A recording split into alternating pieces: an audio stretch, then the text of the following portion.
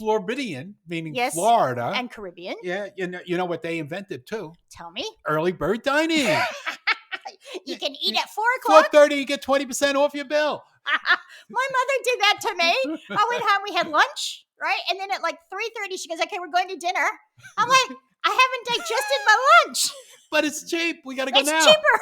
We're going right now. I'm like, and she goes, don't worry. You just take what you didn't eat home with you and you eat it later. Yes. Oh my God. Yes, Florida.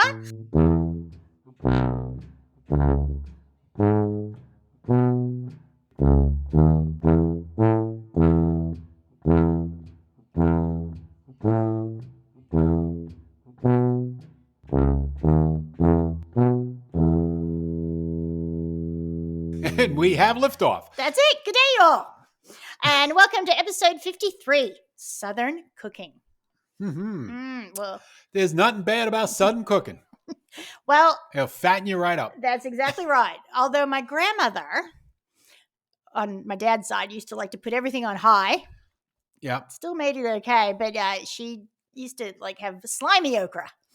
Slimy okra. Slimy okra. You need to fry it like popcorn. Like Yeah. fry it. Yeah, but yes, most Southern cooking is like a big warm hug, isn't it? It is. Yeah. Now, Phil, I only have Southern cooking experience from just family, right? And that sort of thing. What about you? Because you've traveled through the U.S. way more than I have. What have been your Southern food? Not barbecue? No, but it came late in life because I never went. The furthest south I went was South Bronx. Fair enough. Yeah. So I didn't have it. I mean, the first time I had grits was down at Shoney's in Florida. Yep. Yeah, okay. And I'm saying Florida the right way. Florida. Yeah. And it's with red eye gravy. That has coffee in it, doesn't it? Yeah. That was pretty good. I remember it. You know, that's one of my first memories of having Southern food. So that was pretty good. And then probably after that is having stuff from New Orleans. Yeah. And you can't get more Southern than that. No, that is right. And doing the grits with and we'll talk about that later with shrimp. That sounds good. So good. Easy recipe. Well, because grits are the easiest thing ever. Yeah. But I miss my stepdad making that for me. Not the shrimp and grits, but just grits. Now, what is your favorite, do you think? My favorite? Well, that's a hard question. I got a lot of favorites. Yeah, I know. It's like I love fried chicken. That is true. And that goes all across especially Candy's fried chicken, bogus fried chicken. We talked about that. That's right. But I love really good fried chicken. And probably the best ones are, unfortunately, are store-bought because, they got all the right things to make it in, doing that pressure cooker fryers and all that. And, and you try making it at home, it's just never the same, And then, of course, you always go to some place and you get pretty awful fried chicken that, it's greasy because the fryer wasn't hot enough and things like that. Or it's too salty. Sometimes I've had it. It's been like really salty. Yeah, I don't like it when it's greasy. I like that crunchiness and stuff and flavorful. And then, when we're in Nashville, the hot fried chicken. Oh, that was so good. I wish I could enjoy that. I just wouldn't be able to do it. But I like watching other people eat it when I'm seeing it on TV. Good. Yeah. And I mean, you don't have to get it hot. They do a sweet one too, don't they? Well, a sweet one probably just do like plain Louisiana sauce on it. Because that's not really hot. It's all flavor. Yeah. So that's my favorite. And yours? You got a favorite? Oh, biscuits and gravy. Biscuits and gravy, yeah. That's a breakfast. How did I forget that? Because it's just sort of it was my mom never did it, but my dad, it'd be like a special thing. Like we would go out and he'd take me, and there's a place in Lockford, which is a bit of a drive country, and it is this diner where none of the chairs match, none of the coffee mugs match. Like people bring in coffee mugs, and the waitress is 80 if she's a day, sort of thing. I've never ended a cup of coffee, but what's her name? Gladys? Probably. And just 2 biscuits and then scrambled eggs and and the gravy got to be good. It can't be like glue. No. This is I really think there was no packet involved. Yeah, no, it can't be packed. Good stuff don't have packet. No. That's what gets me over here. Like you go to a place and they love putting gravy over, like we buy chops or steak at a restaurant. Yeah.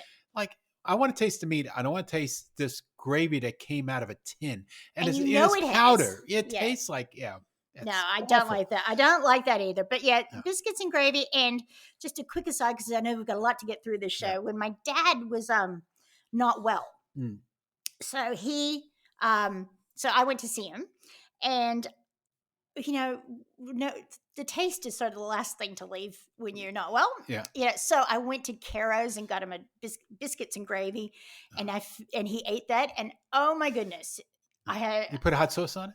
No, he liked it just like that. But he was just like, "Oh, Barbie, this is so good." And I don't think he was as proud when I graduated from high school. I mean, he was just I managed to make him very happy. That's good. That's why I said, and just thinking about probably my first genre into Southern cooking. Yes, I remember having fried chicken on the train going from New York to California to go to Australia. Right. Oh, wow. Right. Yeah, we took the Southern Pacific. And that chicken was just like, oh, so good. I remember that as a kid. And the other thing I remember, my father made some Southern dishes. Oh, what did he do? That he probably got out of the Army, one of his buddies, right?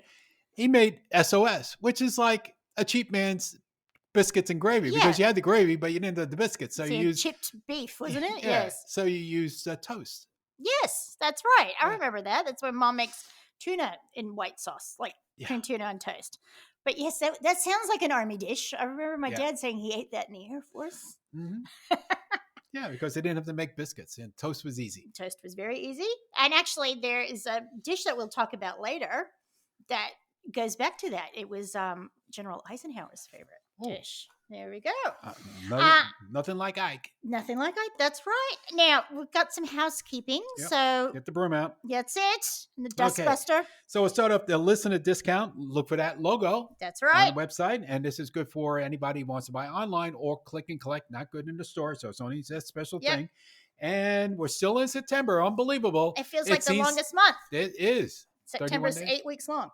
It seems that way. This is the September, the lockdown month or something, but that's why it's maybe seems so long. That's it. But Harvest is the code, the secret code, and you get your special discounts and everything to go with it. So look for it, put the code in. Yep. And you can even search on the search bar on the website, put in listener discount, and they will come up. Yep. And finally, last bit of a little housekeeping. If you want to communicate with us, is podcast@usafoods.com.au. We'll talk about more of that at the end of the show. That is right. Now, today's show, because Southern cooking is just as different as all the people in the U.S. Everything's different. So we're going to have a little bit of history and influences, not a big story, the regions and cooking techniques. There's 3 mentioned, but I'm sure we can think of a few others. And favorite Southern dishes. So these are from Appalachia through to Florida, all around. Because I think people think the South is sort of Georgia and you just think South Georgia. Well, no, but just that bit. Not that it sort of spreads a little bit. Well, I think it spread because people moved around and took it with them. Yeah. That's exactly not the state, but the cooking. Yes, the cooking. Yes. That is correct. Oh, wait a minute, Barbara. We just got a public service announcement here that we have to say because this is very important. Okay. All right. Thousands of people might die. Okay. I'm sounding like Dan Andrews now. Yeah. Okay. Thank you, Phil. And there's no vaccine for this problem. Oh, that's true. Now, we know that salad could be deadly. Yeah, deadly boring. But yes, but a particular Southern salad can kill you. Oh. And this specific one really can. Right. So you found it. It's poke salad. That is correct. So I guess you get poked with it. It's made with from pokeweed. That's why it got the name poke. That's it. And so, but the salad itself sounds like it needs its own announcement, even if it wasn't going to kill you. It's pokeweed and scrambled eggs. Pokeweed. I got to find out pokeweed. Where are we going to get that from? Well, it's simple enough. It's still like a grain. So you get it grows in a swamp. Probably. But pokeweed is actually poisonous unless it's properly boiled. And that has a lot of definitions of who's cooking it. That is all right. So if it's like some people, you just boil it till it just is dead, and then it should not kill you. Yeah. And if it goes well, it's considered a delicacy. And that's like, Brennan threw this in, like the Japanese blowfish. Hootie and the blowfish, yeah. That's right. If they cut it right, you're all right. Yeah. So I'll let you do the next one. The first president, we got 2 presidential facts today because I found one. Oh, yay. Yeah. I'll do the first one. This one is what I was talking about. Country Captain. So this is a dish that was served in the military. So that's the name of it. It's not the name of the guy. No, not the name of the guy. It is the dish. The dish is Country Captain. And it's I can see an army cook with a big can of curry powder. So Country Captain is said to have originated on the east coast of Georgia, and where captains brought spices and recipes from India to their ports. It is stewed chicken cooked with tomatoes, onions, green peppers, and currants, which sort of throws it, and flavored with fragrant curry powder, resulting in a meal often served over steaming rice. Franklin Delano Roosevelt enjoyed the dish when he visited Warm Springs, Georgia, for polio treatment. And it was, I had read in other information, Eisenhower's favorite dish. And he made a joke, is like, if you can't stop at Meet Me, at least bring me a container of Country Captain at the train station. He loved it. So there you go. And now, what's your presidential So mine fact? has to do with rice also. Now, when we said we're going to do South Carolina, I remember watching on one of the news shows or business shows or something, these fellows from Carolina. Yes. Okay. Now, Carolina had their own breed of rice, and it was dying out because it was being overtaken by, other popular rices that are cheap to cook, cheap to harvest and all that. But this golden rice was very special. Right. And it goes all the way back to TJ. It's what his friends called him, Thomas Jefferson. Oh, it's a double fact, Phil. It's a presidential and Thomas Jefferson fact. Yeah, GW called him TJ. So in 1787, Jefferson was the American minister to France. Yes. And he did some espionage. Oh, that's a big word. He did some things when he was in France. I would imagine I don't know if he was sowing the harvest of the of the rice, but anyway, he wanted to find out where the Italians were getting their burro rice, their rice that they were using.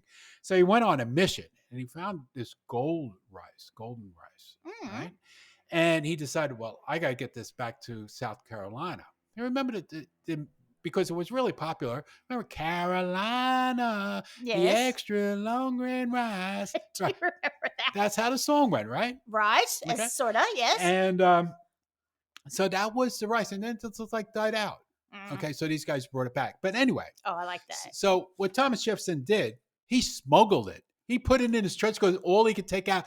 And it was almost as bad as trying to smuggle, pork chops into Australia, right? Because, besides getting a fine, they'll kill you. But it was Thomas Jefferson. It doesn't make any difference. It was an offense that will give you the death sentence. Probably the French one anyway, but that's what it was. So he brought it in and said that it was because the Americans need for their agriculture. That's fantastic. Yeah, so he smuggled in all that he can bring in. So there we go. So and he didn't get caught, and he made himself a hero. And rice, became a big crop in South Carolina. Yeah, and we're going to talk about that in a little bit when it comes to the different types of or the different regions, because the Gullah food region, they use a lot of rice, and it goes back to that. So that is fantastic. Yeah. So anyway, so they have the Gold Rice Foundation. Oh. So it's something to look for. I've never seen it on the shelves, but I'm sure that if you go down South Carolina, or probably North Carolina, but North Carolina, South Carolina, North Carolina, their biggest crop after tobacco is sweet potatoes. Right. Yeah. Or yams. Or would you get shot if you brought in a bag of rice? Probably. No, as long as it's degerminated, but then it depends on. I'm sorry, I'm bringing this up, people. Yeah. I'm sorry. No, I'm not going through another rant. No, we're not going through a rant. Okay. I was just thinking of that. I know. If I see it, I'll bring it. Do you know? Please, because I want to see what it's like. Zaina came to visit me and my mother I've told the story. My mother sent a bagel with her. She made it through customs. She made it through immigration. She came out and it was like around, down her shirt, and she just threw it at me. And she's like, your mother made me take this. And I was so afraid I was going to get arrested.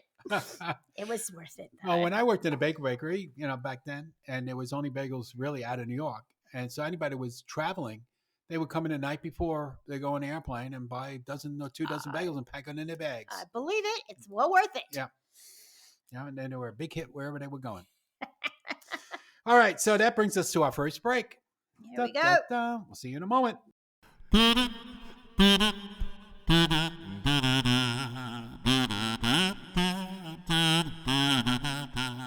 Okay, we're back. Yes, and we got to talk real fast because this is going to happen very quickly. We have a lot to get through. That's right. Okay, Southern food. It is we're going to do some history and influences, so get ready. Take notes. Southern food is too complex and to go to an original origin story. While the influences are many, there are major cultures to consider: Native American, West African, and European. And different ingredients define the southern states more than any other part of the country. So I love when our podcasts carry on. I love when they shake hands with each other. Native American, that's right, Native American. Mm-hmm. So we talked about the soup, the Three Sisters, tomato squash, and hominy. Yep. So tomato squash, corn, hominy, and grits, and deep pit barbecuing are borrowings from indigenous people of the region. So Cherokee, Caddo, Choctaw, and Seminole. Now they all own the casinos there. Yes, that's right. So you can go to the buffet and have a free drink at the slots. European. So you've got Old World. So British and Irish European colonists introduced sugar, flour, milk, eggs, and some livestock. Oh, you forgot if it's Irish. You forgot the whiskey. Whiskey. Yes, God bless them, and some potatoes, I'm sure. But we'll get to them in a second. That's really big in Appalachia. So that's an interesting. And I'm just thinking about it now. With the Irish also, music, the fiddles. Yeah, see, they are the same. You know that country music show, that big, like the baseball, what's his name that does the Civil War and all those? Oh, Ken Burns. Ken Burns. They were talking about that. People came over with the fiddling. And so West African as well. So enslaved West Africans introduced black-eyed peas, okra, rice, eggplant, sesame, sour gum melons, and various spices. And, the food was brought over with the people. So many Southern foodways are local adaptations of old world traditions. So Appalachia. So the Scottish and British is their things. For instance, the full breakfast, like the big fry up and the big country breakfast, that comes from English roots. Wow. So the Denny's, not Benny's, Denny's. Grand Slam breakfast? The Grand Slam. How much is it now? I keep thinking it's $1.99. It has to be But it was $1.99 and $6.99 for a cup of coffee. Endless fun. But it was bottomless, that's right. But the tiniest cups. Pork, once considered informally taboo in Scotland, has taken the place of lamb and mutton. So they adapted there, and instead of chopped oats, Southerners have traditionally eaten grits, a porridge made from hominy. Certain regions have been infused with different. So the Scots didn't like pork. It was like, oh, you eating pork? I eat freaking haggis. I know. Maybe it's like that line from Pulp Fiction. Is like, I don't eat no pork. What is it? I don't eat no pig. Oh, I don't dig on swine. I don't dig on swine. That is it. On swine. Now, Louisiana. So we have Creole cuisine, which draws upon French cuisine, West African, and Spanish culture. So there's a mix of all there. You got the big word in there, vernacular. I can say French. Vernacular. Yeah, I remember Three Sisters vernacular. Could you take that? It's your vernacular. No, it's not judgy. It's a derby. Oh my God. This is going well, folks. Yeah, I know. We're speeding up time, right? Yeah, no, it's the cannolis hit me. Yeah. And Floribbean cuisine is Spanish-based with Caribbean or Caribbean. How do you say that? There's, tomato. I say Caribbean influences. Yeah. Caribbean. Yeah. And Tex-Mex has a considerable Mexican and Native American influence. And but it uses New World vegetables. So corn, tomatoes, squash, and peppers, and barbecued meat. And in southern Louisiana, wait, yes? you're going ahead. I got to get something in here. Okay, go. So with Floribbean, meaning Florida and Caribbean, you know what they invented too? Tell me. Early bird dining. You can eat at 4:00. 4:30, you get 20% off your bill. My mother did that to me. I went home, we had lunch, right, and then at 3:30, she goes, "Okay, we're going to dinner." I'm like, I haven't digested my lunch. But it's cheap. We got to go now. It's cheaper. We're going right now. I'm like, and she goes, "Don't worry. You just take what you didn't eat home with you and you eat it later." Yes. Oh my God. Yes. Florida. Okay. Southern Louisiana. West African influence have, with dishes as gumbo, jambalaya, and red beans and rice. Yeah. So there's a little bit of that. And we did a whole thing about all that, Louisiana and Creole cooking. Yeah, so Creole and Cajun. So this is the Creole. Creole cuisine makes good use of crawfish, crab, oysters, shrimp, and saltwater fish because it's on the bay. Yeah, that's it. And coffee blended with chicory. And we go back to that. That was something they used to fill in when you couldn't get coffee during wartime. Was the chicory? It tastes like coffee. Yeah, we get that at work. It's like sometimes. Postum. Remember Postum? Yes, I do. Like coffee. Yeah. And beignets and jambalaya is a popular Louisiana origin dish of Spanish, French, and West African. Now we got the low country, country. As opposed to the high country. Well, it's funny because looking through all these, like I was thinking, you got Tex-Mex, you've got this, you got that, but I was like, low country. I didn't know low country, but you've been to the low country. I it's guess the I Carolinas. have. It looked like this, yeah. So I've been to Cape Fear too. Yeah, that's really. I only thought of like made up. And we're driving down in Carolina, and Cape Fear. Wow, this exit. Got to go right now. I was just thinking of De Niro in that one. Yes. So the Carolinas and Georgia, the coastal region, share many food resources from the upper Gulf Coast. Fish, shrimp, oysters, rice, and okra. Hopefully not how Grandma made it. It also displays some similarities, but it's not the same as the Creole and Cajun cuisines. And the upper South favors pork, sorghum, and whiskey. So Irish people must have gotten there. And the low country favors seafood, rice, and grits. Yeah, it makes sense because they're close to the water and these guys are out in the fields. I could live on that diet of just shrimp and all that sort of good seafood. And signature dishes that remain popular are Hop and John, which we have at our house not this house, Mom's house on New Year's Day, and rice pudding because you got that rice of the Carolinas. And now, Appalachian cuisine. Mm-hmm. So, anyone watch Ozark? Yeah, that would be part of it. So, we've got to think of the British one. So, it uses butter extensively, but doesn't really use cheese. Yeah, and it eats a lot more wild game. Is that roadkill? Yeah, no, eat more possum. Possum, that's right. I saw a recipe for possum something, and I was like, I'm just moving on from that. Yeah, possum is squirrel. It's eatable. That's right. European fruits, because they're in the mountains, so it's colder. So they've got apples and pears, and that's the same with some of the grains. And they use a lot of berries. Yeah, and you got sweet fried apples. Oh, we got that in a tin. So that's did. where the origin comes from. I thought that when I was reading that. Yeah, so then you have that as a side dish when you're having pork. I didn't do that. I made cobbler out of it. Oh. I did bring it into work. Did you eat it? You might. No, must not have been there. Sorry. And then biscuits and gravy are evidently a classic Appalachian dish. Now, Phil, the next thing is Cajun. Now, we've covered Cajun considerably. Yep. In a few I think shows. because of the time here, we'll just go. Yeah, we'll just go the Trinity though. So we'll go celery, bell peppers, and onions are really important. And you got the whole jambalaya. Yeah, the barbecuing, the frying, the grilling, the frog's legs, the crawfish, the boudin, the gumbo. Okay, we've done it. Okay, now let's go on to Gullah. Is that Gullah? Gullah. Gullah. Because it's people that came from, so enslaved people that were brought over from Sierra Leone, Senegal, and Angola. And one of the things is they think Gullah comes from saying Angola incorrectly.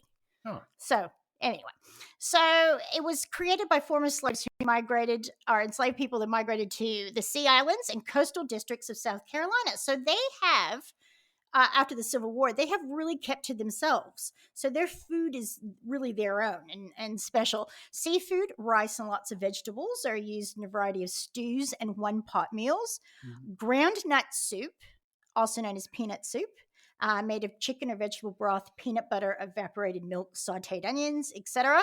And we had a peanut soup when we had that really good dried soup line. Yeah, that was nice. That was very nice.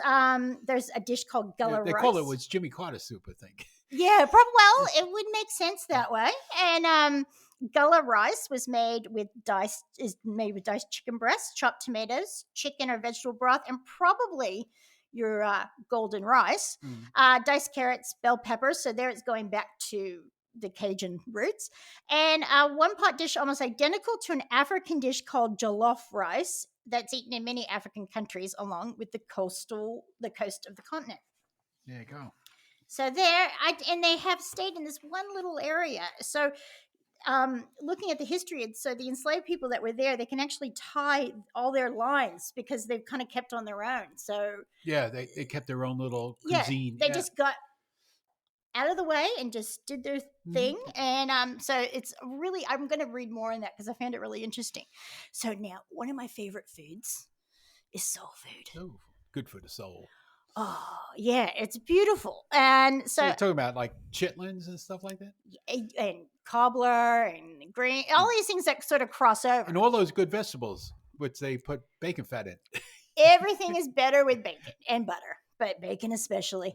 So a lot of the soul food dishes sort of bring it from all over: okra, rice, and the slaves were given like really small rations that weren't worth anything to the slave owners, right? And so they made these amazing you dishes from it. Yeah, and so that people are still eating today. So, and you got your greens and your okra and all of that, and other dishes. And probably the greens that they were eating, the plantation owners would never touch. Collard greens and mustard greens. Yeah, it's just bitter. They look like weeds. Well, on the tops of the turnip greens, it's like it is the waste, but it's not. It's beautiful when it's made itself. It's healthy for you too. Exactly.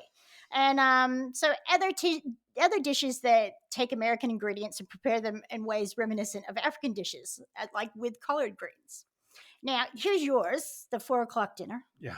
The Floribbean. Yeah. So that is different from the rest of the South. It says even within Florida.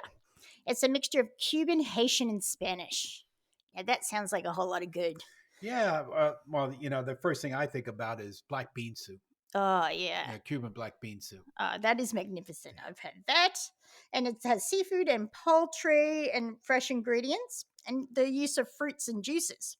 Yeah. And, like when we were over in the Caribbean, over at Paradise Island, wherever that is, it's like 90 miles off the coast of Florida. Yeah. And, you go over the bridge from Jamaica into Paradise Island, and underneath the bridge there, you just go down there with Johnny. They had the big conchs. The conquistador shells. They would pull the meat out of that, bang it, chop it up, and then pour some fresh lime and some fresh peppers on it. Oh, like a ceviche. That would be so good. And then right after we left there, then they closed it all down because it was going for years because somebody got sick. Like, why rat on it? They were probably sick anyway. Yeah. They exactly. take all the fun out of things. Jeez. Do you know, I read in back of a cake box and it said, so you mix your 2 eggs with the mix. Don't eat the batter. It contains raw eggs. I said, okay, I'm 52. I've been eating cake batter at least for 51 of those years. I'm sure I've made it. Not that I'm saying anyone do that. Like they had to put the caution label on the coffee at McDonald's because it's hot. Caution hot. It says it's hot coffee. Or peanut butter. It contains peanuts. Yeah. I love that. They think everybody's a schmuck. Well, is that what we've done to ourselves? Maybe. Yes. I think so. Now, back to this for just briefly. These dishes are less heat than the dishes that inspire them. I use gentle flavoring such as mango, papaya, rum, almond, coconut, key lime. Yeah. And honey. What is that? I don't know. Honey? It's honey. Oh, honey. Hi without the Y. Okay. And now, I will not talk as fast now. Okay. Cooking techniques. There we go. Baking. Now, you're the baker. I am the baker. Yeah. Give me a cobbler. Give me a pie. Give me some biscuits. Cornbread. Oh my God. All those things are fantastic. So, and like things of cornbread in a pan or a skillet. There's all these things depending on whose house you're in. Do you want to do it like that or that? Do you want to have pancakes or do you want to have corn pun? I got you. Yep. Yeah, that sort of Johnny thing. Cakes. Johnny Cakes, that's right. Back to that was from The Sopranos. Got him in trouble, his love of Johnny Cakes. But it's on the directions on a box of Jiffy too. Yeah, it is. Yeah. Been there for years. So in cobbler, deep dish, fresh fruit with a biscuit type dough on the top. And I think that is mostly for desserts and things, but it just makes you feel damn good.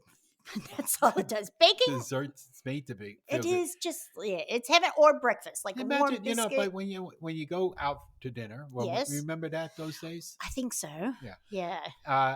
And no matter what the dinner was, you always remember the dessert more so than we just spent $65 on your entree, But you remember the $12.95 dessert. That's exactly right. And to give you a little secret, I actually look at the dessert menu first. And then work backward. And work backwards. See, okay, well, I'm not going to eat that because I'm going to eat this dessert. That's exactly right. I've got to get my dessert stomach ready for that one after I do that. Now, smothered is another cooking technique. That's such a great word Isn't for it? cooking. Smothered. Yeah. Smothered pork chops and smothered chicken. It's you think this is going to be really good. Well, actually, after all the stuff I was reading the last week about different recipes, I got really hungry for smothered pork chops. I thought that I might just bust that out. So it's braising in a covered skillet is what it is. So, and it's usually with, a nice sauce or a gravy over the top. So smothering is easy as searing a piece of meat on both sides on a hot skillet, then pouring some broth or water over the meat, covering it and letting it simmer till it becomes tender. And it's slow cooking. That is it. So it just falls away. And so some of the things you can smother, like you said, with pork chops and chicken is cabbage, okra, corn, tomatoes, pork chops, or crawfish etouffee are some examples of that as well. Well, I think etouffee means to smother. Yeah, I think it does too, from what I remember. And frying. Would have to be one of my all-time favorite to consume. I don't fry a like lot. Turkeys? Yeah. What happens when you do that? You could have the fire fryer. Fire. That's it. Then you have to smother it out with some gravy. But frying, as we talked about, chicken, okra is amazing. Yeah, deep fried. Okra goes so many different ways because you also could have it as pickled. Yes, and it's so good pickled as well. Well, pickled and then fry it. It's like fried pickles. Ooh, I haven't done that before. I'm sure somebody does it. I'm sure there's restaurants that... There has to be. Yeah. If not here, somewhere else. Now, here is a little bit of controversy as well. Because frying, like fried chicken and things, so two influences. So there's one area of Scotland, so not, just this one small area, they would fry their chicken. Everyone else would, braise it or bake it, right? So those are the people that came to Appalachia. So there's fried chicken there, and also from West Africa. So they fried as well. So where do they get the Mazola oil from? It's corn oil, so it has to be like the middle of the country somewhere. But like in Africa, what oil did they use? Probably palm oil. Palm oil? Yeah, that's right. Maybe peanut oil. I don't know. But so that's an interesting thing. So you can just say it came from here, but now actually this area contributed to it as well. Mm-hmm. Now, we have got a bajillion favorites. So a lot of them we talked about. Yeah. So we'll go through some of the other ones that we haven't talked about, like fried green tomatoes. Have we talked about those? Yes. No, not really. I think we just covered it. First of all, the movie was great. I'm older and I have more insurance. Is my favorite line from that movie. But they are good. Oh, they are great. So you do that in a bit of, like when I've had it, or I've made it in a bit of cornmeal. Yep, and flour. Oh my God, it's so good. And that's like your nice pre-ripened tomatoes, and it's good at summertime dinner table. Now, we have to talk about this, banana pudding. Yep. Because people here are making it like no one's business. Anytime we get Nilla wafers in. Yeah, that's the essential ingredient to banana pudding. That's right. Yeah, that and just regular vanilla pudding, I guess. Well, we just got butterscotch back in. Oh, I know. Butterscotch and bananas. Oh, but that would take away, that'd be its own, that'd be like a banoffee. A banoffee. A banoffee pudding. I remember him, Joe Banoffee. Yeah, that's it. Yeah. Hey, Joey B. Yeah. I was just gonna say, you said this most southern you went was like South Bronx, so it's like Hoppin' John for another reason. It's like some other person called Hoppin' John. Now, so people make this all the time here, and you can use vanilla or banana pudding. I personally think use your vanilla pudding and slices of banana makes it fantastic. Yeah. Now, it's good comfort for funerals. Well, like back to potlucks. Yeah. Just take a big old, that makes everyone feel better. Have some banana pudding. Sweet ending for a summer suppers because it's cold. You don't have to cook it. No, and it's especially with instant pudding. The old puddings you have to cook. That's right. You can make it look pretty in a glass bowl too if you layer it nicely. Artfully put the Nilla wafers up the side. Yeah. And then we did gumbo a few Yes, we times. talked about gumbo, and that is a southern favorite. And peach cobbler, we've talked about. Yep. And Senate bean soup. So this is funny because it's been on the Senate menu, the Senate of the United States of America menu every day since 1903. Wow. And we used to sell that mix as well with the Frontier mix. That mix is going to say, why can't we get that back in again someday? I don't know. We're going to try to do it for next, because it's a winter you need it item. In winter. So we'll try to get it in. But I mean, well, as long as we could get stuff in at all, going with the global pandemic on shipping. And then our woes locally as well. So many people buying and trying to get it out. But that was it's a white bean soup, and it actually originated in the South, and then essentially our capital is in the South. Probably and that's Senator where it John is. Thurman brought it in. When he was my dad. Yeah. Sorry, you go ahead. Oh, the tomato sandwich. I love tomato sandwiches. I was going to say my dad was a huge favorite of it. You got to have the white bread. So simple. Yeah. And great tomatoes right off the vine, the beef still stuff. Like warm because the sun's still sun warm, and ground pepper and salt. And mayonnaise. Oh, yes. Enough mayonnaise where you bite into it and the tomatoes just squishes right out. Oh, they are a favorite. And that just makes you think of summer and, relaxing, and it's hot. Yeah, especially tomatoes. Like when you really get good summer tomatoes and corn. Well, and now, when hopefully all the markets will be open. Yeah. And you can get some really good varieties if you don't grow them. Yeah. I mean, probably the better varieties here are the Adelaide are really good. They are beautiful. They are like rippled. Yeah, rippled, and they're full of flavor. I grew one, it was like something zebra, but it was like purpley. It was almost black. It was so good too. Really rich. Now, chess pie. Now, when I make that crack pie that I make, which is use cornmeal and vinegar or eggs or things like that to thicken it up. And that goes back to people not having a lot and making a nice dessert. Actually, pecan pie and shoe fly pie, they're chess pies, like the gooey center. Yep. And they think the name chess pie came from it went into the chest, like the cold chest. Yeah. And then it just got morphed over the years. Like, we like to mess with our words.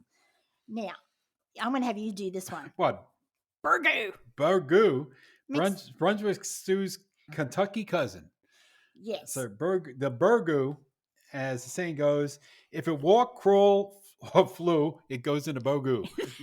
So whatever you can catch. Whatever you can catch and kill. Yep. Or scrape off the side of the road.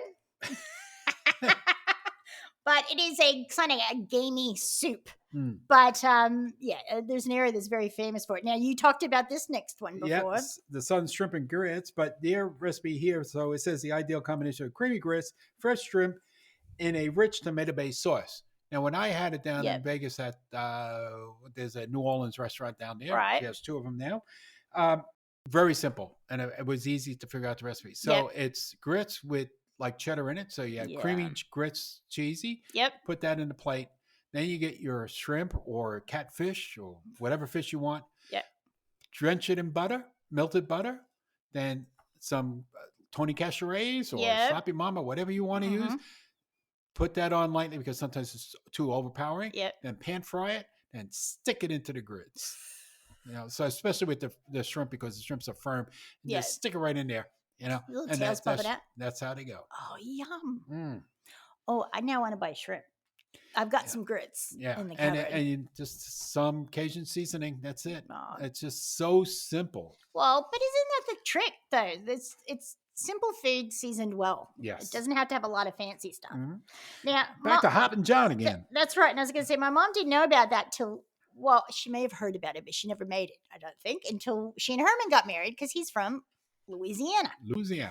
That's it. So it became a promise of prosperity when served for the new year. It comes together with a perfect blend of rice and black-eyed peas, usually flavored. Here we go. Yeah, ham hocks and bacon.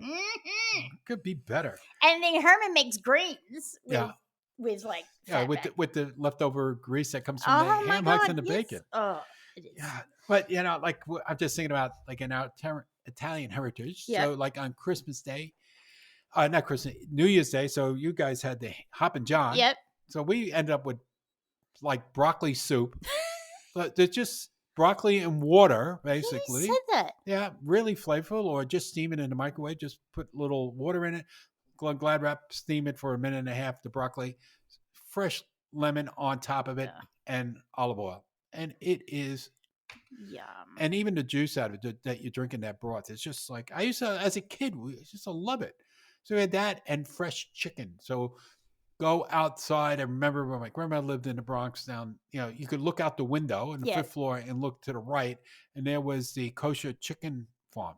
Oh. And she used to send like my father and my uncle out there, go get 2 chickens, right? Make sure they're hens. Right. Yeah.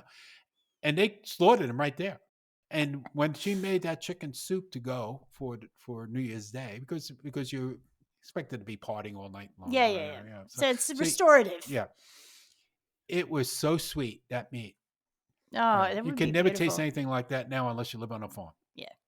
It's fresh chicken. And Brendan has a funny story about his pa and chickens, but I will tell that later.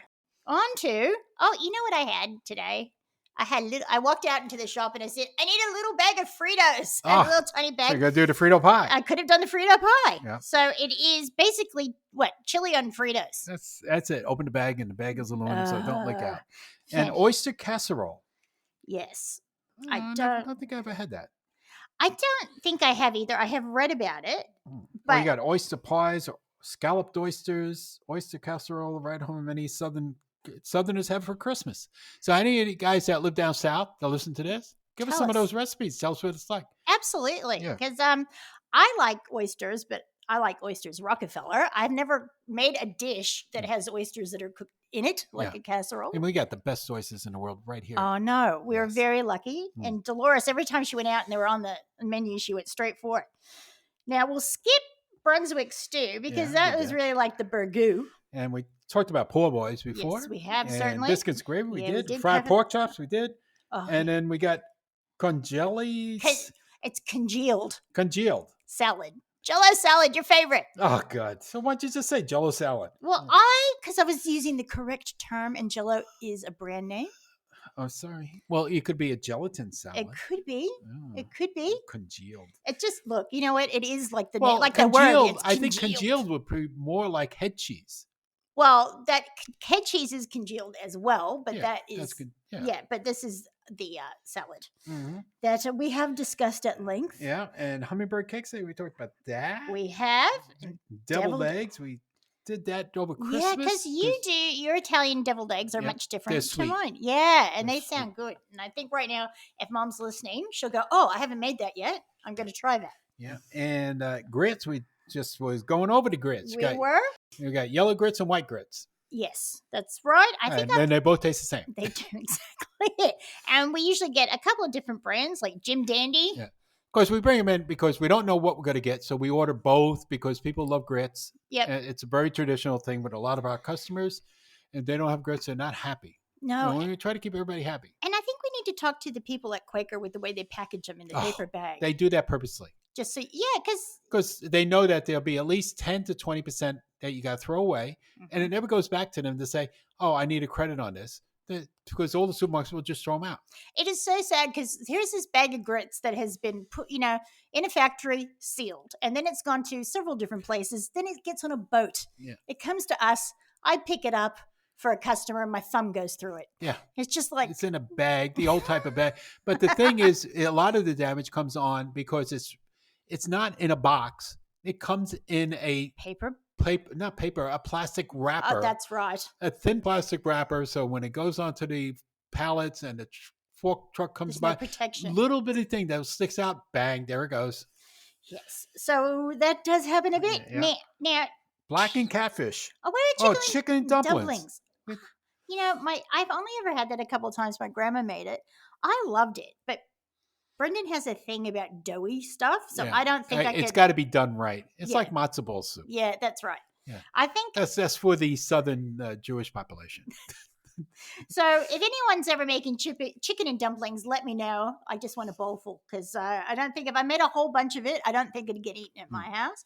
But here we go. And then we got blackened catfish. Oh, Fantastic. So blackened fish that all came from Chef Perdot. That is right. That is, and we, used to have the blackened seasoning, which is fantastic. Yeah, we're gonna get. Well, you still do, and it comes in and out. Yeah, when it does, yes.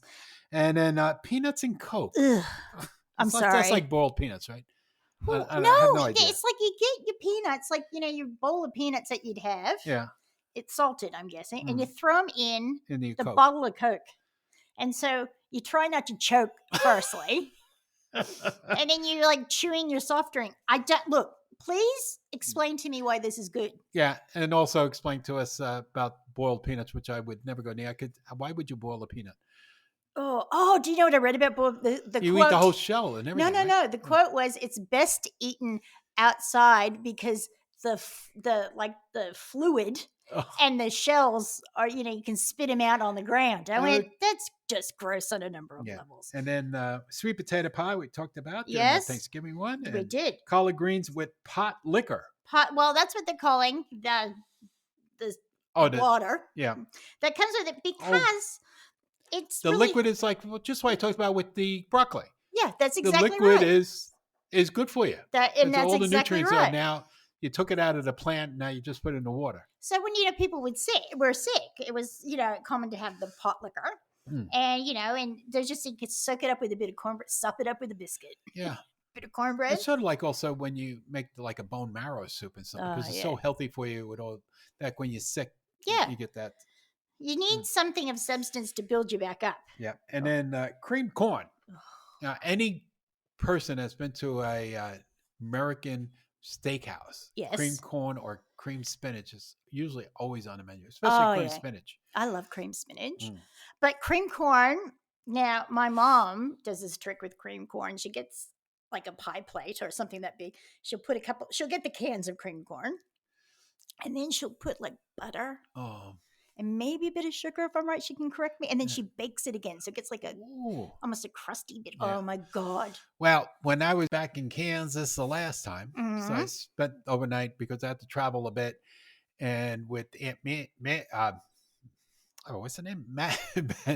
Margie. Aunt Margie. So it's Rachel's great aunt, Margie, and my brother Norman's sister. Yep.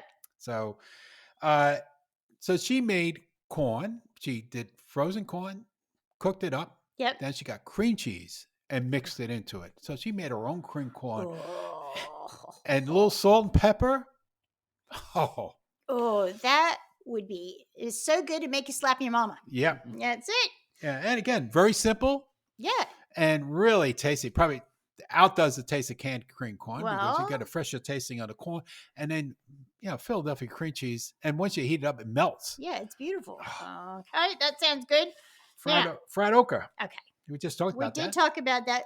Please don't boil it. I love my Grandma Winnie, but don't boil it. And now pimento cheese. We had a discussion before recording today. Phil doesn't like it. Well, maybe because the first time I had it was really, to me, was just awful. I mean, I was down in Texas. Yes. And they said, you got to try this, and you think this is good?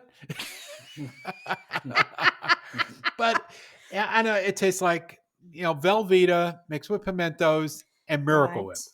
Well, this one, the recipe it has here is shredded cheddar cheese, mayonnaise, pimentos. So maybe you had cheap seats pimento cheese. I know, but maybe they use a mayonnaise and they use Miracle Whip. Oh, yeah. That might have been the whole thing. That can change everything. And it has to have some class because pimento sandwiches are huge at the Masters in Augusta. Yeah, well. It has to be. They got to be doing something better with them than what I had.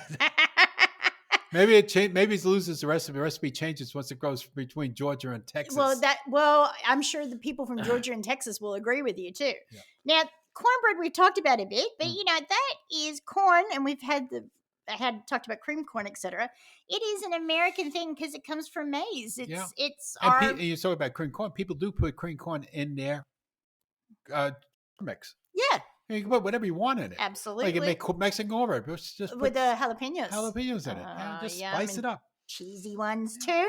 Now, pound cake. And this one's sour cream pound cake. But pound cake, we have discussed before, but it is one of the things I was going through. And it's like you're a true Southern woman when you know how to make a good pound cake. Like that is, you need to know a few things before you go off into your own home. You need to learn how to do.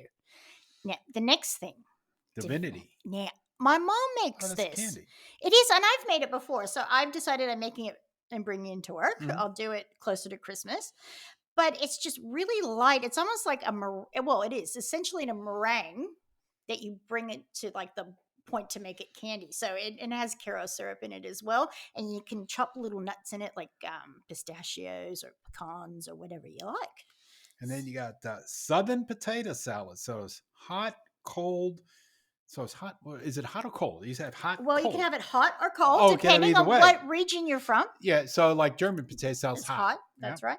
Now, my grandma Marjorie, she would hate to be called Marge, Grandma Marjorie. So mom's mom, she made the potato salad that I've learned to make, which is cold. It's got hard-boiled eggs in it. It's got mayonnaise, not Miracle Whip, mayonnaise and sweet pickles and mayo and all that sort of stuff in it. Now, Grandma Winnie from Oklahoma, she used to make it out of like mashed potatoes. Ooh, like the Koreans. Yeah. So you go there and I'm like, I remember the first time I can see the dress I'm wearing. I'm really little and I'm like, what's that? And I was like, that's mashed potatoes. I'm like, that's potato salad. I'm like, intriguing. And I think I went back for a second. And now there's the whole boiled peanuts thing we're not talking about again. And then pecan pie, we've been through that a few times. Yes. And then giblet gravy. Or as we say in my house, giblet gravy. Giblets or chicken gizzards. That's it. Gizzards. All the innards. Yeah. Innards gravy. But you used to get that little packet. You remember you get the fresh chicken, you stick your hand in there and you come out with this little packet of stuff? Of innards, yes. Yeah. They don't do that no more. No, and you know what? My mom used to fry the chicken heart for me. Oh. Because it was chewy and good. But you can't make good gravy like at Thanksgiving because the turkeys come with no. So you got to buy the chicken fillings to put into a turkey. What do they do with the turkey stuff? I know. It's like, can you save me one? But and the last turkey I got didn't have a neck. Like they cut how they stick it in? Right, yeah. Not gone. It was very disappointing. Dog food. Well, Well, I was going to give it to Ralphie, but he missed out because there was none. Yeah. Now, barbecue. Been there all the time where you talked about with the mustard, the white, and the sweet, and yada, yada. Yep. And red velvet cake. I don't think that's been. Well, the one thing that's changed here. So it's. Oh, use beets. Make it that rosy color. You can use that. And also, so it came out of Baltimore, New York originally, but the South loved it, and they've taken it and they've changed the frosting to cream cheese frosting. So the one we know now is more Southern than original. Chicken fried steak. Oh. How good could that be when it's done perfect? Oh, it's so nice. Yeah. And I had that at a small little diner last time I was in Fort Scott, Kansas. Now, do you want white gravy on that or red-eye gravy? No, white. Yeah, you got to have the white gravy is what my belief is. Now, Brendan I was telling him about it. He'd never got the point. Like, is it chicken? Is it beef? What is it? It's a beef. That's like a minute steak. Like a minute steak or a tenderized steak. Yes. So that's fried like chicken. Oh, so they use the same batter and everything that they do. KFC. Yeah, like KFC, and then just fry it, and it's thin. And it fills up the plate and fills your belly. Oh, and you need some mashed potatoes with the gravy on it. I can make it. I'll just send you a list. I'll send you off to the store, young man. And then got country ham. Oh, ham. Ham is, everyone loves ham. Yeah, fresh ham, cured ham. Glazed ham. So, I have a friend here. For her Christmas ham, they don't cook it. They just slice it like, ham off the bone. I glaze it and I do the old 70s thing with, pineapples and cherries. Because Jeanette likes that way. Oh, I'll send some home to her. We were just talking about, I meant to say that, we're talking about going back to the potato salad. Mm-hmm. There's one thing that Jeanette makes. No, I don't know what she does with it. Yes. But she makes a killer potato salad. Her potato salad, no matter whatever she makes it, always comes out like, wow, this is like the best thing. I think we need potato salad. Can we tell her we're talking about potato salad next week? And then she needs to make some. We won't be talking about potato salad, but we'll enjoy eating it. Yep.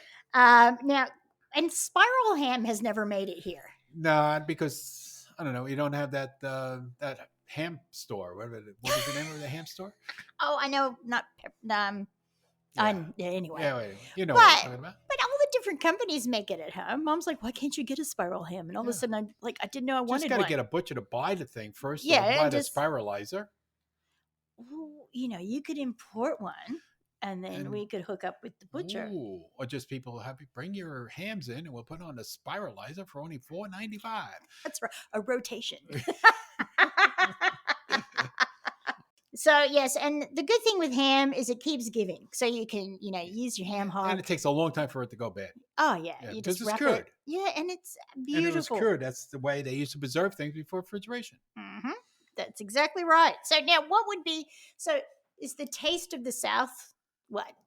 Ham. Taste of the South. It's just like everything. Yeah. It's just like everything you want more of. Yeah, it's just nothing like bland. Nothing bland. Everything that you could taste and want more of, and then you taste something else, say, "Oh, this is so good," and then you forget about the last thing you just said that was so good, and just keep on moving on, because it's just it's beautiful. Yeah, and it's not good for your diet or your waistline. Well, I was just going to say, but it's good for your soul. It is absolutely good for your soul. When Brendan went to Atlanta during the Olympics, and Don Fraser had a heart attack. And we found out that they have an entire hospital just for cardiac care. Yeah. Multi-storage, large hospital. And I'm going, that we've had that conversation before. I was like, well, that makes sense. You've got to have the best care. Okay, so we'll be back with the Ripper Recipe Roundup. Woohoo! Still a man, old fat baby back blues. And we're on. Oh, you scared me then. You woke me up. Okay. Now, where are we? We are at 73 Cochran's Road, Moorabbin, and we are open 7 days a week. Lockdown can't stop us because we are essential, folks. So you can come down from 10 to 5, Monday through Thursday, Friday 10 to 6, Saturday 10 to 5, and Sunday 11 to 5. Mm-hmm. Okay, and if you need us, again, you could get us at podcast@usafoods.com.au. That is correct. Now on to listener mail. That is it. Well, our friend Megan, who we answered a few of her questions, and I had to apologize. I sent her a note. I said I slipped into calling you Megan, and I know it's Megan, so I've got permission to call her Meg. Okay. So I won't do that again. So thank you for that. Now, she was just saying, we were talking about things we love and all that. Now, when she goes back home, the things that she's missing and wants to have again is Mexican food. Well, yes, because she was in California and Texas, so it makes sense. C's, and she'd like to go to the Cheesecake Factory. See, chain restaurants. We were talking about a good chain restaurant like Red Lobster, Chili's, Remember, Cheesecake. I just flashback, just remembering hanging out in front of a Cheesecake Factory, going inside, and then it's shopping, went to the mall, and went to get a cup of coffee, and ended up with a piece of cake. That's what happens. It used to be in the mall, there'd be like a California pizza kitchen, or there'd be something. Red Rocket or Red Robin. Red Robin. Yeah. Red Robin's. Well, I went there a few times. They had burgers and stuff. We had one to work. Flaky Jake's. Remember Flaky Jake's? No, but there's one here. I might be confusing the one here. Yeah, I don't think there's any more. Black Angus. Yeah. Big Yellow House. All those things. And now, Mother couldn't believe how quickly we got through everything. She goes, very quickly you got through all those questions. I said, guess what? There's some more we didn't get to, but we'll get to them. Yeah, we know how to talk fast when we have to. We do. We do. And so that is the feedback for the moment. Okay. And so what are we up to? Recipe Rippers to Triple R. That is right. So this week, Thursday, hot milled cider. That always reminds me of hot Christmas. Mold. When you say mold, I say mold. You said milled. Milled. M-U-L-L-E-D. Milled. Now, this brings me back, Mr. Bertino. Yes. Head of the company. Uh-huh. To remind you again, we have a customer, Layla, who I know, and she's going, can we get the apple cider tea bags that I think Martinelli makes in Lipton? Well, we never had the we only one we had was the Aspen. Yes. Yes. But we just got in Celestial Seasoning. They have an apple tea. Apple tea, which I think might be quite near to us. So we might have to take one home and experiment. But I think that's a good idea. That might have the same type of seasonings in it that will make a nice milled tea. Oh, okay. Well, we'll have to try that. Because we only have sparkling Martinellis that wouldn't work. No, you need the flat.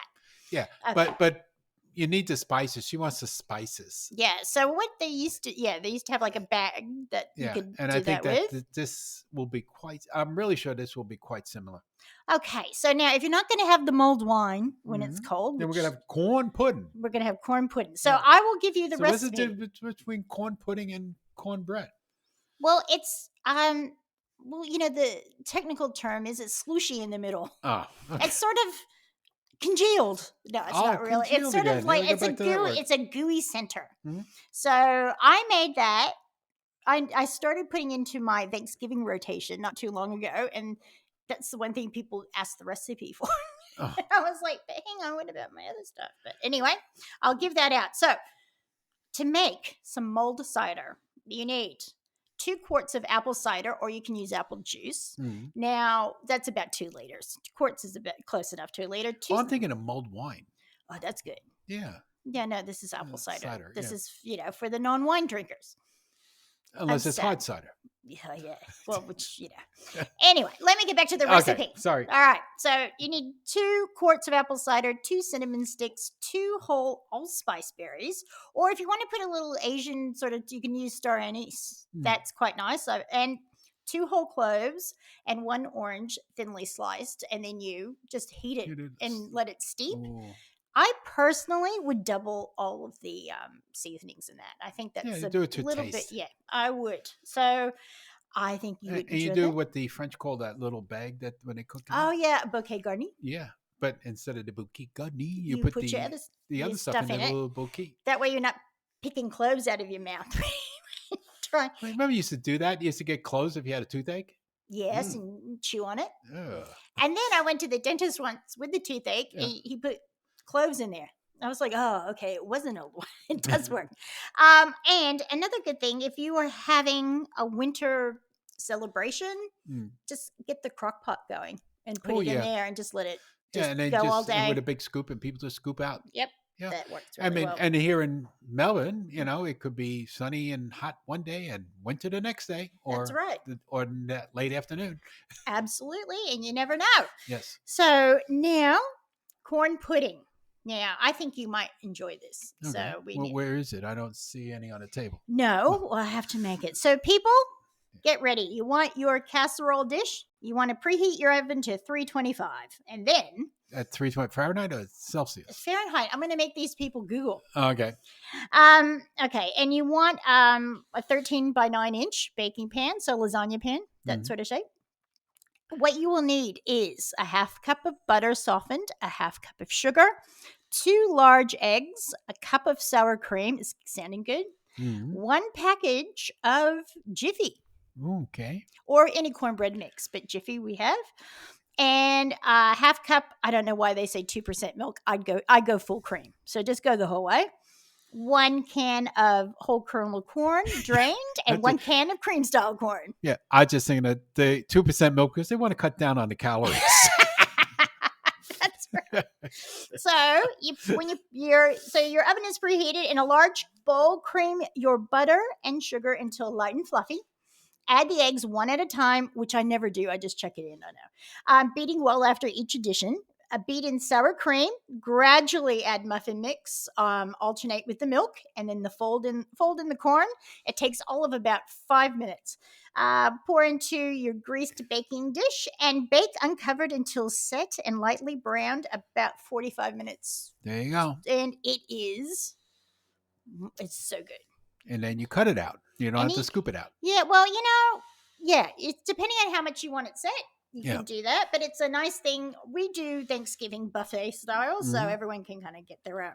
So those are my recipes. For okay, this week. Now next week. Yes. Pop. Not music. Corn. That's it. So thank you to Jennifer who said, "Why don't you do something on popcorn?" And we went, Yeah. Well, they got an infomercial going on right now to buy that pot, make your own corn. Do they? I have not seen Yes. that. I will have to look that up. Yeah, you can buy this big heavy duty pot, and he says, "Oh, you put the corn in there, that pops, and then you put your butter, and look, it don't stick." I don't know. All right, so the sign off for Yes. today. You can do this one because Okay, this hang on. Let me get it. lady Yes. sign off. This is, another thing about Southern cooking. Mhm. So, and Miss Amy Patrick said, you know what they say about Southern cooking? Butter's the main course. Everything else is just a side dish. We didn't talk one iota about Miss Dean. yeah, or the other Paula Dean. Paula Dean. And her sons.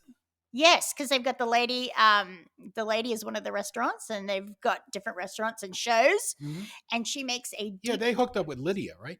I think so. Yeah, because they're all part of the Food Network family. That's a really good blend between Southern and Italian. Yeah. Oh yeah. And that woman makes a deep fried cheesecake.